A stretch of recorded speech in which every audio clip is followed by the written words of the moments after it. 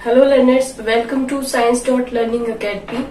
Last video में हम cell chapter के बारे में स्टडी कर रहे थे और सेल में हमने न्यूक्लियस तक उसको कवर कर लिया था और न्यूक्लियस के बेसिस पे हमने सेल को दो पार्ट्स में डिवाइड किया था।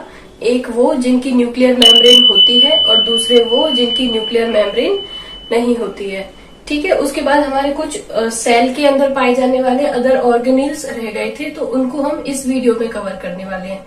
ठीक है, तो हमने ये पढ़ा था कि सेल के अंदर जो है साइटोप्लाज्म होता है, एक जेली लाइक सब्सटेंस भरा होता है पूरे सेल में और उसमें डिफरेंट काइंड ऑफ ऑर्गेनेल्स हमें मिलते हैं। तो उनके बारे में आज हम डिटेल में स्टडी करेंगे। ठीक है, तो सबसे पहले हम देखते हैं। हाँ, लास्ट वीडियो में आपका एक छोटा सा टॉपिक रह गया था, उसमें था कि जो हमारी प्रोकार्योटिक सेल्स है, मीन्स जिनके पास न्यूक्लियर मेम्ब्रेन नहीं होती है, तो उनका न्यूक्लियस क्या है, ऐसे ही पड़ा होता है जो उसका जेनेटिक मटेरियल है। तो न्यूक्लियस में क्या है, सिर्फ न्यूक्लिक एसिड होता है। ठीक है, जो ये सब्सटेंस होता है इसका genetic material that is only made of nucleic acid और उसको हम क्या बोलते हैं, न्यूक्लियोइड। ठीक है, उसको हम बोल देते हैं न्यूक्लियोइड। ठीक है, सो नेक्स्ट हम स्टडी करने वाले हैं वन बाय वन इनके ऑर्गेनेल्स की। तो सबसे पहले जो आप इस डायग्राम को देखिए, इसमें क्या है, इसके अंदर डिफरेंट आपको चीजें दिख रही होंगी सेल के अंदर। सबसे पहले हमारा न्यूक्लियस जिसके बारे में हम पढ़ चुके हैं, दूसरा है माइटोकॉन्ड्रिया, फिर है अपना RER means rough endoplasmic reticulum. ठीक है, अब ये होता क्या है इसके बारे में हम अभी पढ़ेंगे। देन वैक्यूल्स, वैक्यूल आपके एम्प्टी स्पेसेस होते हैं सेल के अंदर। Then plastid, SER, cell wall and Golgi bodies. ठीक है, तो पहले हम सेल मेम्ब्रेन और इसकी सेल वॉल के बारे में पढ़ते हैं। सबसे पहले हम देखेंगे कि सेल मेम्ब्रेन क्या होती है। सेल मेम्ब्रेन क्या है, इसकी आउटर कवरिंग होती है जिसको हम क्या बोल देते हैं, प्लाज्मा मेम्ब्रेन भी बोल देते हैं। और ये क्या है, सेल के अंदर आने जाने के चीजों के आने जाने के लिए क्या है, रिस्पॉन्सिबल होती है। जैसे कि गैसेस है, पानी है, इन मिनरल्स है, इन चीजों के सेल के अंदर आने जाने को कौन रेगुलेट करता है, सेल मेम्ब्रेन। और सेल मेम्ब्रेन का क्या काम है, सेल मेम्ब्रेन क्या है, अब जो सेल है उसको शेप देती है, जो सेल की शेप है वो डिपेंड करती है सेल मेम्ब्रेन पे। ठीक है, तो अब हम इस टर्म को समझते हैं। क्या इसमें दो टर्म्स आती है हमारी, ऑस्मोसिस और डिफ्यूजन। तो ऑस्मोसिस क्या होता है, जो सेल मेम्ब्रेन हमारी होती है वो किसको रेगुलेट करती है, हमने अभी बताया कि वाटर की एंट्री और एग्जिट को रेगुलेट करती है।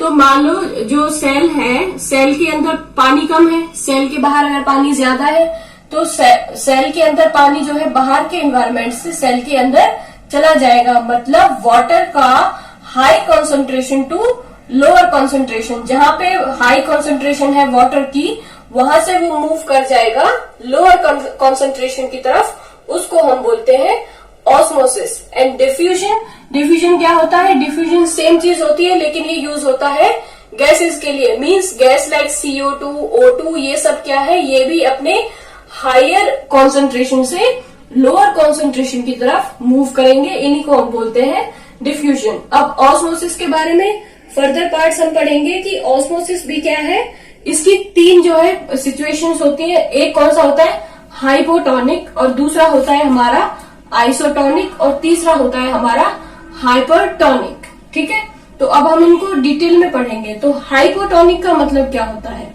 हाइपोटोनिक का मतलब है जब सेल के बाहर पानी ज्यादा है। ठीक है, सेल के बाहर पानी ज्यादा, सेल के अंदर कम है, तो होगा क्या, ऑस्मोसिस से हाई टू लो जाएगा पानी, तो पानी बाहर से अंदर की तरफ जाएगा और सेल क्या है, फूल जाएगी, बड़ी हो जाएगी। ठीक है, तो ये कंडीशन होती है हमारी हाइपोटोनिक। इसका एग्जाम्पल आप देख सकते हो, क्या जैसे आप शाम को किशमिश भिगोते हो, ठीक है, तो सुबह क्या वो फूली हुई मिलती है, वो क्यों मिलती है, ऑस्मोसिस की वजह से, क्योंकि कटोरी में पानी या जिस भी बोल में आप उसको भिगोते हैं उसमें पानी ज्यादा है। किशमिश क्या है, ड्राई फ्रूट है हमारी, तो पानी जो है वो सेल के अंदर जाएगा और सेल जो है हमें सुबह इसी वजह से किशमिश जो है वो फूली हुई मिलती है। आइसोटोनिक क्या है, आइसोटोनिक ऐसी कंडीशन है जब सेल के अंदर भी उतना ही पानी है और सेल के बाहर भी उतना ही पानी है। मींस सेल के अंदर और बाहर पानी में बैलेंस है, इक्विलिब्रियम है, तो उस कंडीशन को सॉरी, उस कंडीशन को हम बोलेंगे आइसोटोनिक सॉल्यूशन, ठीक है। एंड देन है हमारा हाइपरटोनिक सॉल्यूशन। हाइपरटोनिक सॉल्यूशन में क्या होता है कि हमारा जो बाहर कॉन्सेंट्रेशन है और जो अंदर कॉन्सेंट्रेशन है उसमें डिफरेंस कैसे होता है, सेल के अंदर पानी ज्यादा है। इस बार समझो कि आपको किशमिश जो सुबह मिली है वो क्या है, वो हाइपरटोनिक है, मतलब सेल के अंदर पानी ज्यादा है और सेल के बाहर पानी कम है, ठीक है। इस सॉल्यूशन को हम बोलते हैं हाइपरटोनिक। इसको आप याद कैसे रख सकते हैं, इनमें देखो हाइपर का मतलब क्या होता है, जैसे ऐसे बोलते हैं ना किसी को गुस्सा आ रहा है, हाइपर हो रहा है, तो गुस्सा में मतलब इंसान बिल्कुल ऐसे ऐसे भरा हुआ होता है। तो उसमें होगा क्या, उस सिचुएशन में हाइपरटोनिक में क्या होता है कि सेल के अंदर पानी बहुत ज्यादा भरा हुआ है, और इसमें होगा क्या, जब सेल के अंदर पानी ज्यादा है तो थोड़े टाइम बाद क्या होगा, वो पानी रिलीज होके बाहर एनवायरमेंट में चला जाएगा। तो वो किशमिश है या जो भी फ्रूट है, अगर हम उसको बहुत देर तक बिना पानी के बाहर रख देंगे, फूली हुई किशमिश को, तो होगा क्या, वो पानी निकल के बाहर आ जाएगा थोड़ी देर बाद। तो मतलब सेल हमारी श्रिंक हो जाएगी फिर से। हाइपरटोनिक, आइसोटोनिक और हाइपोटोनिक में क्या डिफरेंस है। हाइपर से आप गुस्से से याद रख सकते हैं, किसी आदमी को गुस्सा आ रहा है तो वो गुस्से में एकदम ऐसे फट जाएगा जब उसका गुस्सा बाहर निकलेगा, ठीक है। तो हाइपर में पानी सेल से बाहर आएगा क्योंकि सेल में पानी अंदर है, गुस्से में भरी हुई है, ठीक है। ऐसे आप इसको लर्न कर सकते हैं। बाकी आइसो मीन्स बैलेंस हो जाएगा, पानी जितना अंदर है इन्वायरमेंट में उतना ही बाहर है। उसके बाद है हाइपोटोनिक। हाइपोटोनिक मीन्स इन्वायरमेंट में पानी ज्यादा, सेल में पानी कम। एग्जाम्पल पढ़ते हैं कि एमीबा क्या करता है। एमीबा को जब भी अपना खाना चाहिए होता है तो वो क्या करता है, अपनी बॉडी को ऐसे, सेल को ऐसे बाहर निकाल लेता है। अपनी अमीबा को जब खाना चाहिए होता है तो वो ऐसे करके अपनी बॉडी को ऐसे बाहर निकाल लेता है, और जैसे अगर यहाँ पे अगर खाना है तो वो उसको ऐसे घेर लेता है और फिर अंदर खाना ले जाता है। तो जो उसके ये बॉडी बाहर निकलती है उसको हम बोलते हैं फॉल्स फीट। और फॉल्स फीट के लिए एक टर्म होती है हमारी, उसको हम बोलते हैं सूडोपोडिया,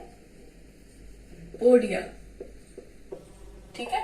सूडो का ही मीन्स होता है, मतलब सूडो का ही मतलब होता है फॉल्स, ठीक है। तो इसमें क्या है, अभी मैंने बताया कि जो एमीबा है वो अपने फॉल्स फीट बाहर निकाल देता है और अपना खाना इनगल्फ कर लेता है, ठीक है। तो इस प्रोसेस को हम क्या बोलते हैं, एंडोसाइटोसिस, ठीक है। उन पैर को हम बोलते हैं सूडोपोडिया और इस पूरे प्रोसेस को हम बोलते हैं एंडोसाइटोसिस, ठीक है। नाउ हमारी सेल मेम्ब्रेन का पार्ट कंप्लीट हो चुका है। अभी सेल वॉल पे आते हैं। सेल वॉल में सबसे बड़ी चीज ये है कि सेल वॉल हमारी एनिमल्स में एब्सेंट होती है और प्लांट्स में प्रेजेंट होती है, ठीक है। क्यों प्रेजेंट होती है, क्योंकि सेल वॉल, देखो आप इसको याद कैसे रख सकते हैं कि सेल जैसे हम हैं, ह्यूमंस है, ठीक है। तो हम तो अगर कोई हम पे अटैक करेगा तो हम क्या करेंगे, हम अगर हमारे ऊपर कोई अटैक करता है तो हम सेल्फ डिफेंस कर सकते हैं, उसको लात मुक्का मार के जो है हम खुद को बचा सकते हैं। लेकिन प्लांट्स क्या है बेचारे, वो तो एक ही जगह पे खड़े हुए, अगर उनको कोई अटैक करने आएगा तो उनके पास इतना स्ट्रेंथ नहीं है कि वो ना वो मूव कर सकते हैं ना वो चल के उसको भगा सकते हैं, ठीक है। तो ये याद रखने का तरीका है, क्यों, क्योंकि सेल वॉल क्या है, पेड़ों को एक्स्ट्रा स्ट्रेंथ देती है, ठीक है। सेल वॉल क्या देती है, प्रोवाइड कराती है, स्ट्रेंथ प्रोवाइड कराती है, ठीक है। सेल वॉल बनी किसकी होती है, सेल वॉल बनी होती है हमारी सेल्यूलोज की, ठीक है। सेल वॉल बनी होती है हमारी सेल्यूलोज की। अब देखो जो यहाँ पे एक चीज हुई थी अभी ऑस्मोसिस में, जब पानी क्या है सेल के अंदर ज्यादा था और इन्वायरमेंट में कम था, तो क्या है, सेल से पानी क्या है बाहर निकल गया, ठीक है। सेल से पानी बाहर निकल गया, तो बाहर निकल के उसमें होगा क्या, ये बाहर निकला और सेल जो है ऐसे सिकुड़ गई, ठीक है। पेड़ की सेल मान लो ऐसे सिकुड़ गई। अब जब वो सिकुड़ती है तो वो क्या है, यहाँ पे सेल वॉल है और बाकी सेल मेम्ब्रेन वगैरह वो ऐसे सिकुड़ जाती है। तो सेल वॉल से क्या है, वो दूसरी तरफ सिकुड़ती है, मतलब अंदर की तरफ, away from the cell wall. Cell wall से जो सेल मेम्ब्रेन है, सेल का बाकी का पार्ट है, वो दूर, अवे फ्रॉम सेल वॉल वो सिकुड़ जाते हैं, away from cell wall direction में सिकुड़ने लगते हैं, ठीक है, दूर चले जाते हैं। इसी प्रोसेस को हम बोलते हैं प्लाज्मोलाइसिस। क्या बोलते हैं, प्लाज्मोलाइसिस, ठीक है। एंड सेकेंड चीज आपकी जो ये है स्ट्रेंथ प्रोवाइड कराती है, अगेन सेम चीज है। अब हम कर लेते हैं ऑर्गेन्यूल्स को, ठीक है। अब हम कर लेंगे इसको, साइटोप्लाज्म पे हम आ गए। साइटोप्लाज्म के अंदर डिफरेंट काइंड ऑफ ऑर्गेन्यूल्स होते हैं, उनको अब हम स्टडी करते हैं। सबसे पहले हम चलते हैं एंडोप्लाज्मिक रेटिकुलम। आप इस डायग्राम को देखो, यहाँ पे जो ये वाला जो है ये चीज है हमारी एंडोप्लाज्मिक रेटिकुलम, ऐसे बनी हुई है, ये ऐसे ट्यूब जैसी स्ट्रक्चर में बनी होती है, ठीक है। तो एंडोप्लाज्मिक रेटिकुलम क्या होती है, ये लॉन्ग ट्यूब्यूल्स होते हैं हमारे साइटोप्लाज्म के अंदर, और ये क्या करते हैं, प्रोटीन बनाने में हेल्प करते हैं, ठीक है। सेल को प्रोटीन बनाने में ये हेल्प करते हैं, ठीक है। अब ER हमारे क्या है, दो टाइप के होते हैं। पहला होता है SER means smooth endoplasmic reticulum, और दूसरा होता है हमारा RER रफ एंडोप्लाज्मिक रेटिकुलम। एक स्मूथ है, एक रफ है। अब ये स्मूथ और रफ में क्या डिफरेंस होता है, इनमें बस छोटा सा डिफरेंस होता है कि जो स्मूथ वाले होते हैं वो सिंपल एंडोप्लाज्मिक रेटिकुलम होते हैं, और जो रफ होते हैं उनपे राइबोसोम्स लगे होते हैं। जो ये डॉट डॉट आपको दिख रहे हैं, दीज आर राइबोसोम्स। राइबोसोम्स इनके ऊपर लगे होते हैं, ठीक है। तो राइबोसोम हेल्प करते हैं प्रोटीन बनाने में। तो अल्टीमेटली जो एंडोप्लाज्मिक रेटिकुलम है वो क्या हेल्प करता है, हमारा प्रोटीन सिंथेसिस, यानी कि प्रोटीन बनाने में, ठीक है। और इसका दूसरा काम क्या है एंडोप्लाज्मिक रेटिकुलम का, इसका काम है ट्रांसपोर्ट करना मटेरियल्स को, ठीक है। इसका काम है ट्रांसपोर्ट करना मटेरियल्स को, कहाँ पे, सेल के अंदर। मीन्स अगर यहाँ से कोई चीज भेजनी है तो कौन भेजेगा, ER। दूसरा अगर यहाँ से न्यूक्लियस के पास भी अगर कोई चीज भेजनी है तो कौन भेजेगा, अगेन ER, ठीक है। अब देखो इसकी स्ट्रक्चर कैसी है, ऐसे है, ट्यूबुल्स है। तो जो ये ट्यूब्यूल्स है ये क्या है, हेल्प कराते हैं, सरफेस देते हैं किसके लिए, केमिकल एक्टिविटीज के लिए, कि अगर सेल के अंदर कोई भी केमिकल एक्टिविटी, कोई भी केमिकल रिएक्शन हमें करानी है तो उसके लिए ये सरफेस प्रोवाइड कराते हैं, ठीक है।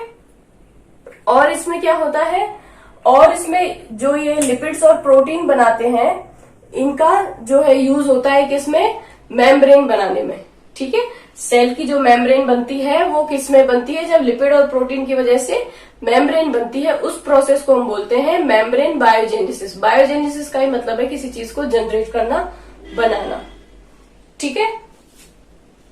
अब स्मूथ एंडोप्लाज्मिक रेटिकुलम का काम क्या है, और ये क्या करता है, स्मूथ एंडोप्लाज्मिक रेटिकुलम लिवर की जो सेल्स है उनको डिटॉक्सिफाई करता है। मान लो किसी ने, जैसे मान लो ड्रग्स वगैरह ले लिया, किसी ने ड्रिंक कर ली, तो उस टाइम पे क्या है, जो SER है हमारा वो लिवर को डिटॉक्सिफाई कर देगा। नहीं तो क्या होता, अगर थोड़ी सी अमाउंट में कोई ड्रग्स लेता है, कोई भी चीज लेता तो उसकी डेथ हो जाती, लेकिन होती क्यों नहीं है, क्यों, क्योंकि इसमें क्या है, जो हमारा स्मूथ एंडोप्लाज्मिक रेटिकुलम है वो ड्रग्स, पॉइजन, जहर वगैरह को डिटॉक्सिफाई कर देता है लिवर में, ठीक है।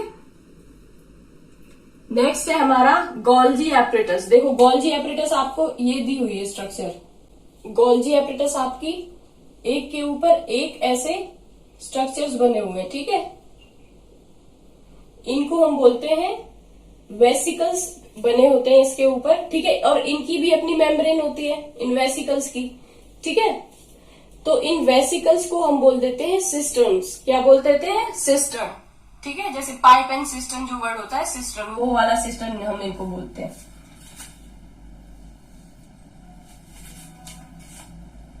अब गोल्जी एपरेटस की वर्किंग देख लेते हैं कि इनका काम क्या है। रफ एंडोप्लाज्मिक रेटिकुलम ने जो चीजें बनाई थी, क्या बनाई थी, लिपिड, प्रोटीन वगैरह। तो यहां से जो चीज न्यूक्लियस में जाएगी या दूसरे किसी और जगह पे जाएगी, वो किसकी हेल्प से जाती है, वो किसके थ्रू जाती है, वो जाती है गोल्जी एपरेटस के थ्रू। तो गोल्जी एपरेटस का काम क्या है, पैकेज करना और चीज को डिस्पैच करना, दूसरी जगह भेज देना। मीन्स रफ एंडोप्लाज्मिक रेटिकुलम या एंडोप्लाज्मिक रेटिकुलम जो क्या है, चीजों को एक जगह से दूसरी जगह भेजता है, वो किसके थ्रू भेजता है, गोल्जी एपरेटस के थ्रू भेजता है। और इसका काम क्या है, लाइसोसोम बनाने में हेल्प करना। अब ये लाइसोसोम क्या होते हैं, इनको अभी हम नेक्स्ट टॉपिक हमारा यही है कि लाइसोसोम्स क्या होते हैं।